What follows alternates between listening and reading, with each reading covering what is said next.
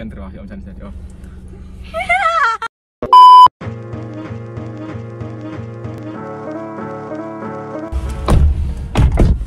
Halo guys, welcome back to our channel bersama aku Maharani, Aku Amar, dan aku Prami.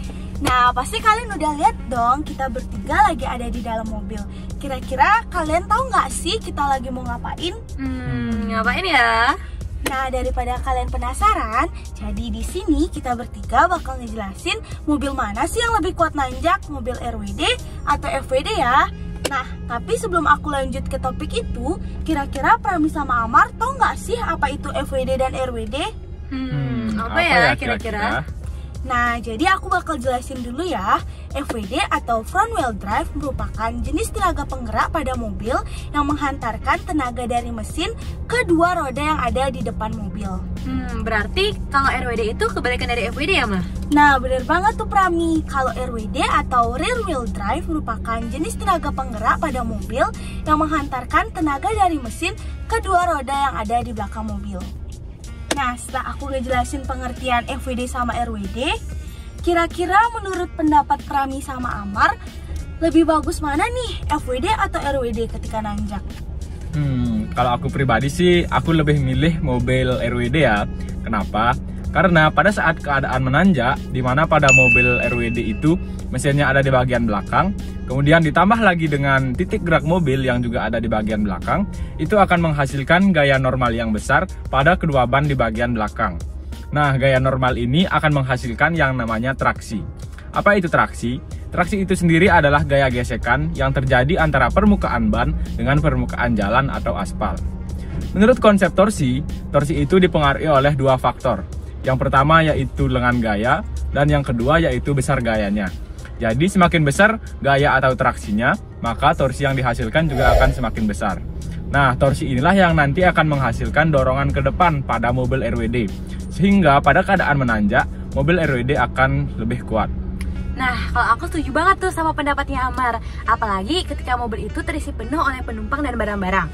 Hal tersebut akan membuat titik berat dari mobil tersebut bergeser ke arah belakang. Ditambah lagi dengan posisi mobil yang miring, hal tersebut akan membuat titik berat dari mobil tersebut lebih bergeser lagi ke arah ke belakang. Sehingga pada mobil RWD, di mana mesin penggeraknya juga terletak pada bagian belakang.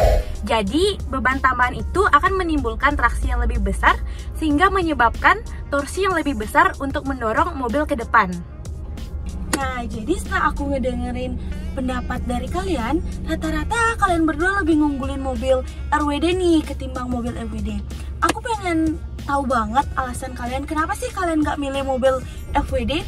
Nah, kan karena posisi mesin FWD yang berada pada bagian depan, maka posisi mesin tidak akan menambahkan besar traksi yang dialami ban bagian belakang.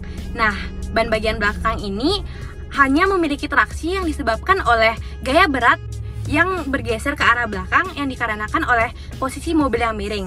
Nah, sedangkan berat dari mesin tersebut tidak akan memengaruhi besar traksi yang ada pada bagian belakang mobil, sehingga besar traksi pada bagian belakang mobil lebih kecil dibandingkan besar traksi pada mobil RWD. Jadi, traksi yang lebih kecil akan menghasilkan torsi yang lebih kecil sehingga menghasilkan dorongan yang lemah. Nah, benar banget yang dibilang Prami. Apalagi ketika pada mobil FWD itu full diisi dengan penumpang, maka secara otomatis bebannya itu akan semakin bergeser ke belakang. Hal itu akan menyebabkan traksi yang terjadi pada ban depan akan semakin kecil, yang membuat torsinya juga semakin kecil. Traksi yang semakin kecil ini akan memperbesar kemungkinan terjadinya wheel spin. Apa itu wheel spin? Wheel spin adalah suatu keadaan di mana roda mobil itu sudah berputar, tetapi mobilnya masih tidak bergerak. Jadi, karena hal itulah, pada keadaan menanjak, mobil FWD itu tidak sekuat mobil RWD. Nah, jadi setelah aku dengerin pendapat dari kalian, yang bisa aku simpulin, RWD lebih kuat menanjak dikarenakan adanya torsi yang menghasilkan dorongan ke depan yang disebabkan oleh fraksi antara gaya normal pada ban dan jalan. Sehingga mobil lebih mudah menanjak. Sedangkan Alasan FWD kurang kuat saat menanjak itu disebabkan oleh torsi yang lebih kecil karena fraksi yang dihasilkan tidak sebesar mobil RWD karena bebannya ada di depan. Jadi dorongan yang dihasilkan juga lebih kecil sehingga mobil FWD lebih lemah saat ditanjakan dibandingkan dengan mobil RWD. Nah, setelah kita ngejelasin pengertian, terus konsep-konsep FWD dan RWD dalam konsep fisika, pastinya kalian pasti ada nyantol di otak dong walaupun dikit. Nah, segini dulu ya video kita pada kali ini. Sampai ketemu di project selanjutnya. Dadah!